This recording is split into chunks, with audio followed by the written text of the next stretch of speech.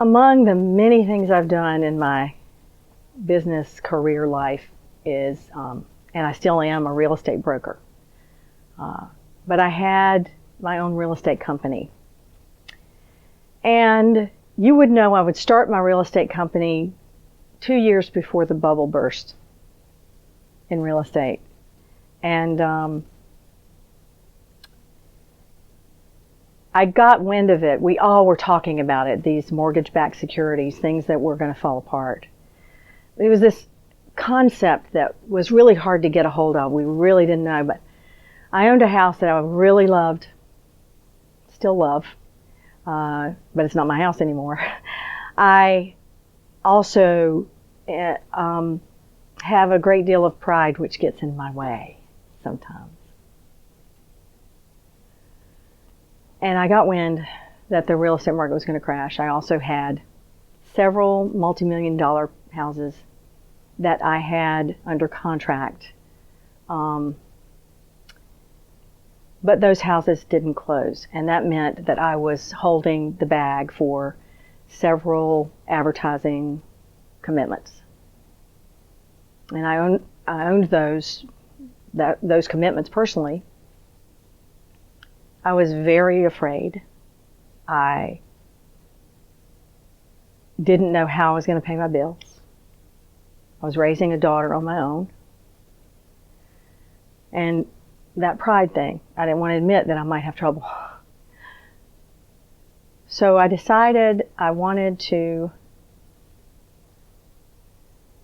keep in mind I'd been trained as a coach also during this time. And so I knew that if I detached from my house, detached from the town I was living in, which was Wilmington, North Carolina, beautiful,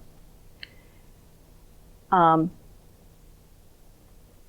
focused on where I was going, not that I was running away from something, but that I was running to something. The framework of that would shift how I felt about what was going on, because I was ashamed, I was embarrassed, all these things that, these were market situations I really could not have helped.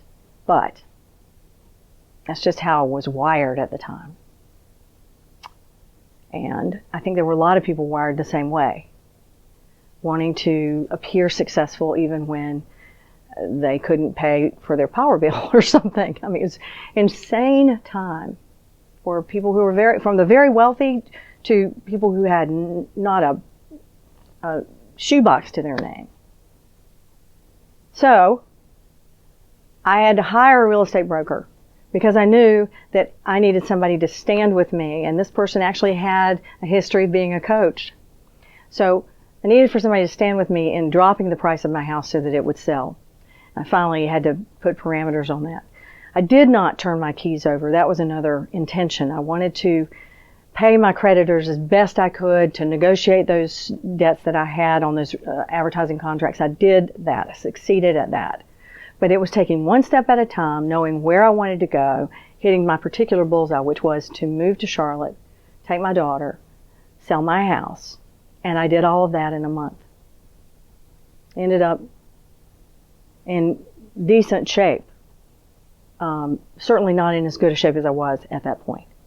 But it took that sort of focus.